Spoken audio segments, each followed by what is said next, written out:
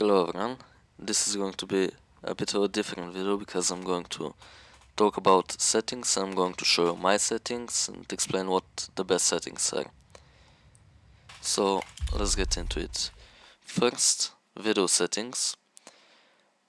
Main menu background scenery. This doesn't matter, you can choose whatever you want. It's just going to change the background that you have here in the main menu. So if you choose something, it's just going to change the background. So it doesn't matter, it's personal preference. I like to have it on Anubis. Color mode. The better one here is computer monitor, so you can keep it on that. You should probably already have this set by default on computer monitor.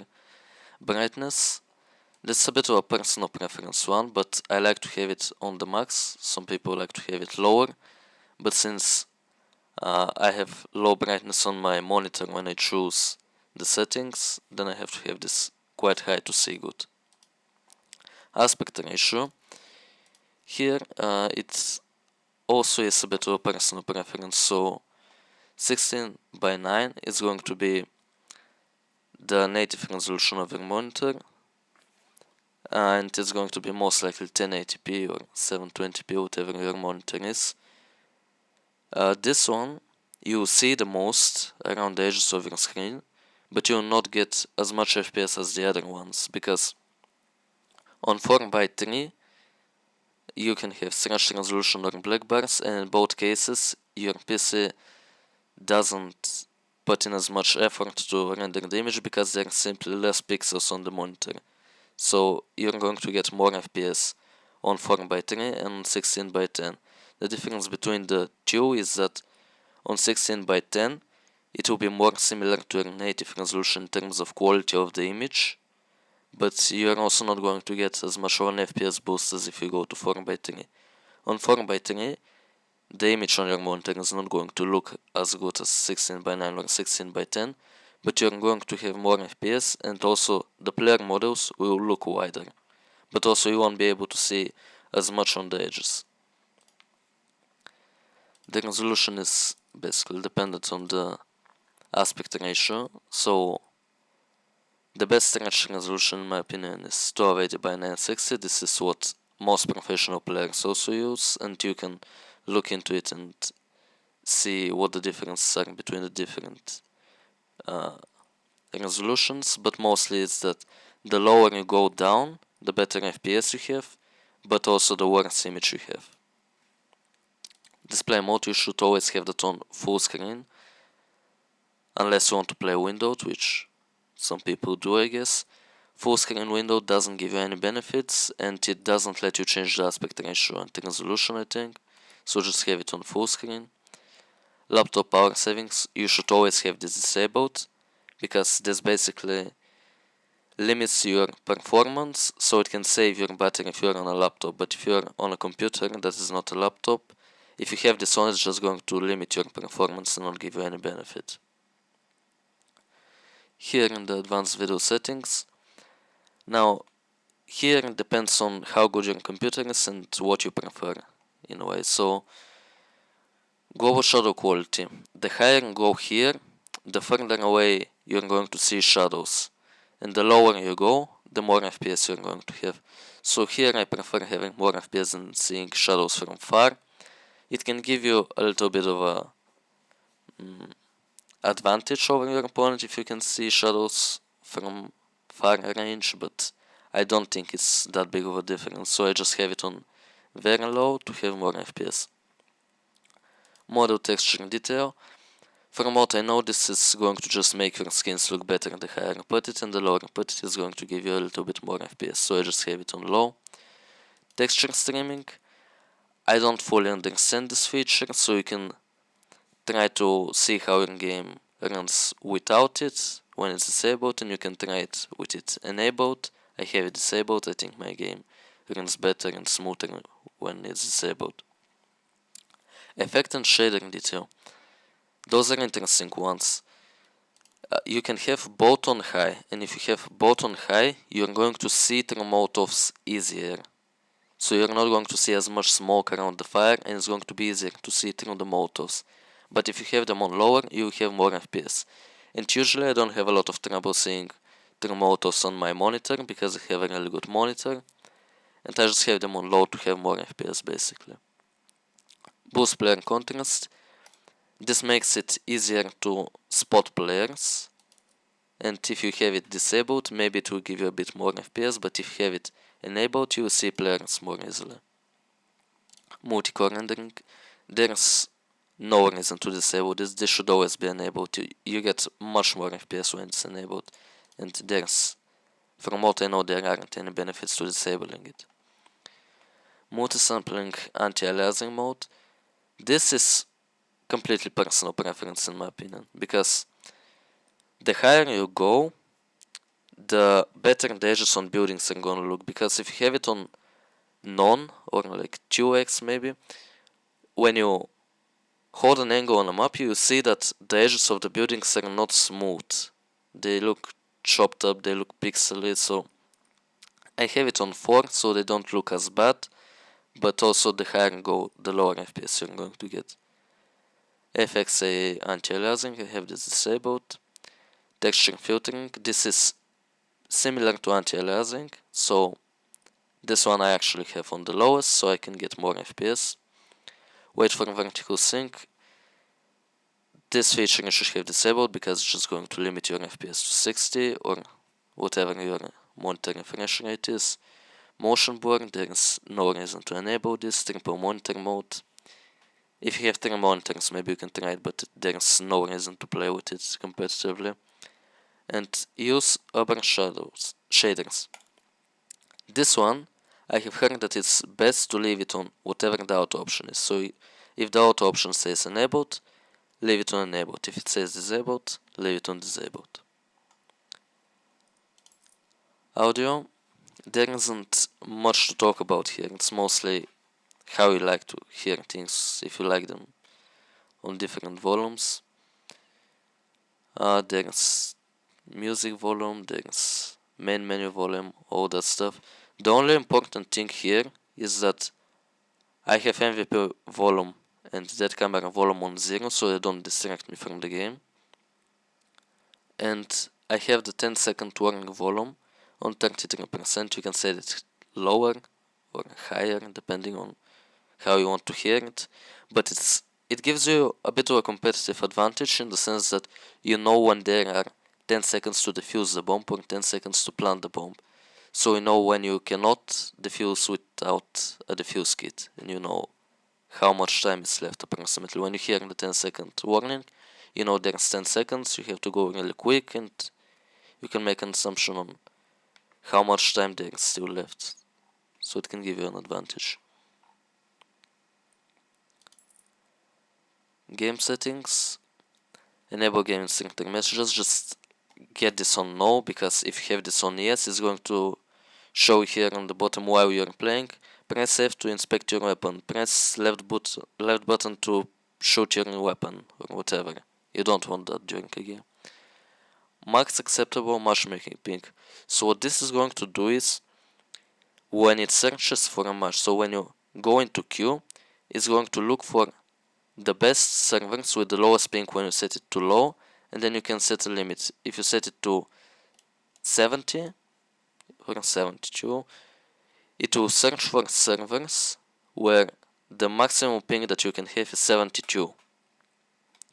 So when you have it on 25, if there are no servers that are 25 ping close to you, it's going to search for the one that is the lowest possible. So I have it on 25, so I get the lowest possible ping if I'm playing matchmaking, which I don't do a lot. Max acceptable game traffic bandwidth. I'm not sure exactly what it is, but the best option is unrestricted from what I know. Community notification location. So this is basically where you get a notification if you get a message from someone. You can have it wherever you want. I think top right is the best option. Enable developer console. This you should have on yes, because it enables you to use this console here where you can type some useful commands and you can quickly change your volume or your sensitivity or whatever you want. And there are also really helpful commands which you can enter in the console. HUD, so friendly fire heretical warning.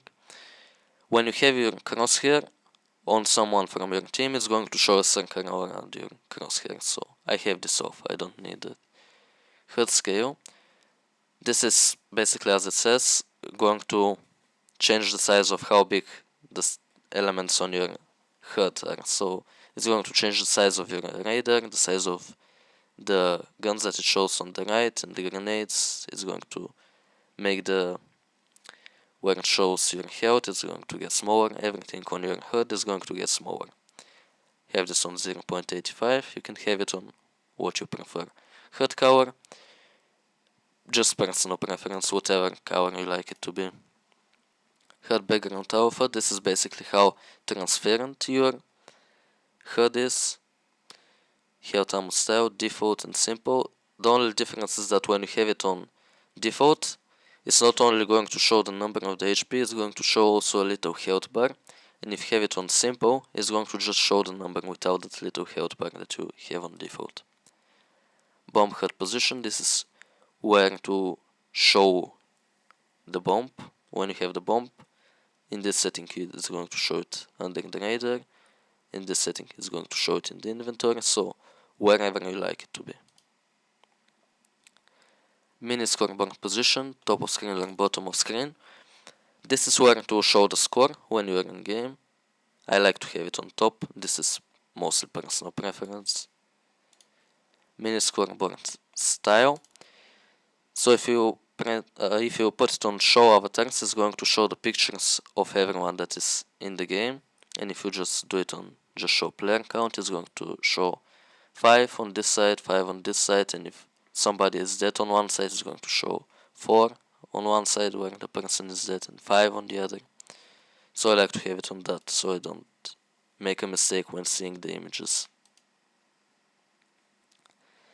Steam group clan tag, this is basically all of the clan tags you have from the Steam groups that you have joined.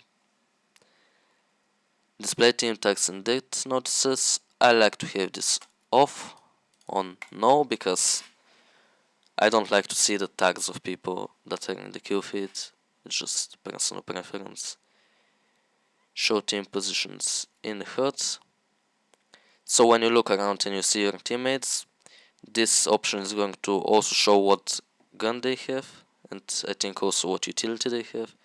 Show location is not going to show what gun they have and what utility they have, and off is just not going to show anything. So I like to have it on this one, and this one is the best basically. Show teammate colors and competitive. This is when it shows that one is green, orange, yellow, whatever. Colors and letters is going to show the color green and also have the letter G in the color green. I like to have it on that, it's just personal preference. Friends lobby default permissions.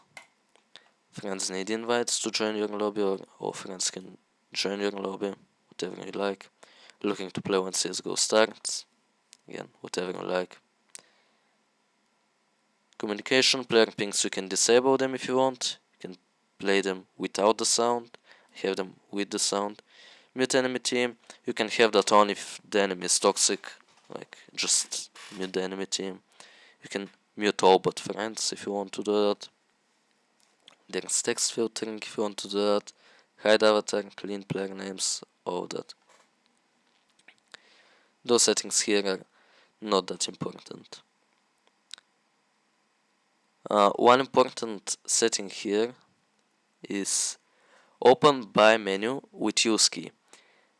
I recommend having this on off because if there is a gun in spawn and you want to pick it up by pressing key, sometimes it's just going to open your buy menu instead, so you wouldn't be able to pick up the gun. You have to go on top of it to pick it up. So just have this on off, it's going to make it easier for you. All of this is personal preference basically, not very important things. Here, these things you can play around with and see how you like them. I like to have the radar HUD size on max, so I can see the radar big. Then the radar map zoom, I like to have it on 0.5 so I can see more of the map. Crosshair.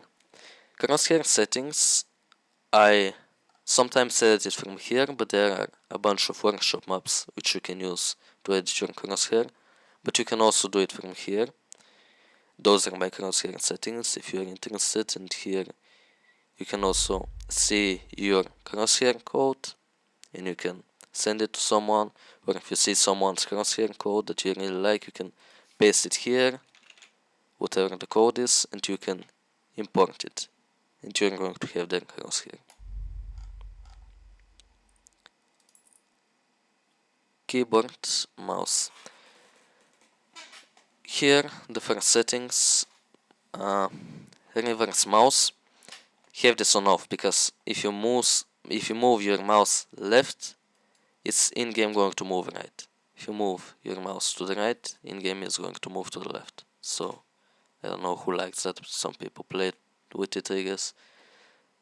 Duck mode, hold. So when you have it on hold, your player model is going to be crouched when you are holding control, but when you let go of it, your player model is going to stand up. And if you have it on toggle, when you press control, your player model is going to shift to crouch, and if you press again, then your player model is going to stand up.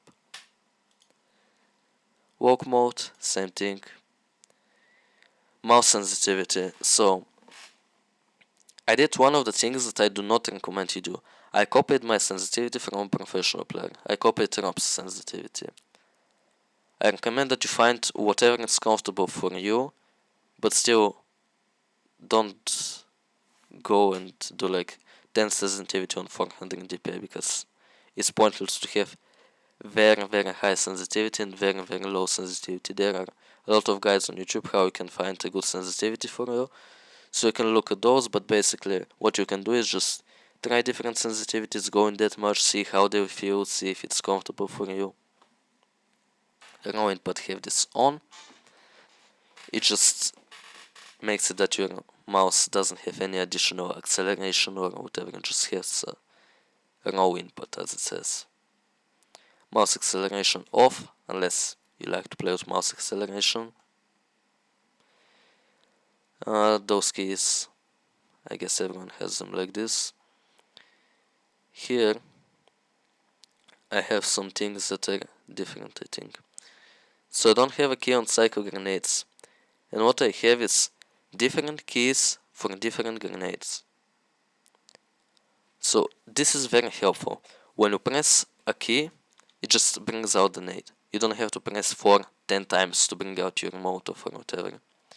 So when I press 4, I have my HE, I have my flashbang on the side mouse buttons. On the back one I have my flash, on the front one I have my smoke. I don't know why it's not showing here. Decoy I have on 6, I don't really use decoys. And Molotov cocktail, mouse 3 is when you click the scroll button. So I have it on that. You don't have to copy those, you can do them differently, but make sure that they're on a comfortable key that you can press quickly. Those here don't really matter that much. Scoreboard, choose team. Toggle console I actually have on the button to the left of your shift, basically where the question mark is and where this slash is. I have it on that button because it's more comfortable for me. I don't know why it shows this one here.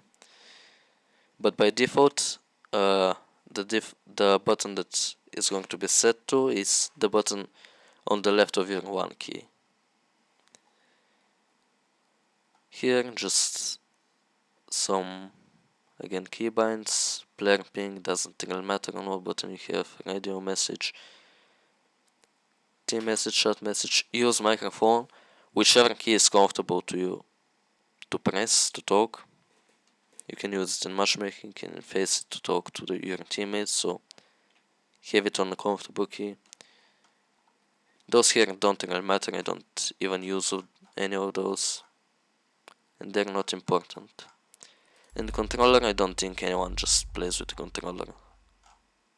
Like, I don't know a single person who plays CSGO with the controller, so basically these are all the settings. For me, personally, I use the settings that I think suit me the best. Maybe you like different settings. Maybe you like your shadows to be higher so you can see from further. Maybe you like your effect details and shading details high so you can see through motors more easily. A lot of the settings are personal preference, but there are certain benefits and downsides to everything. So I hope I made this clear, what the benefits are and what the downsides are of each setting, so you can make your decisions good. And I hope you liked the video.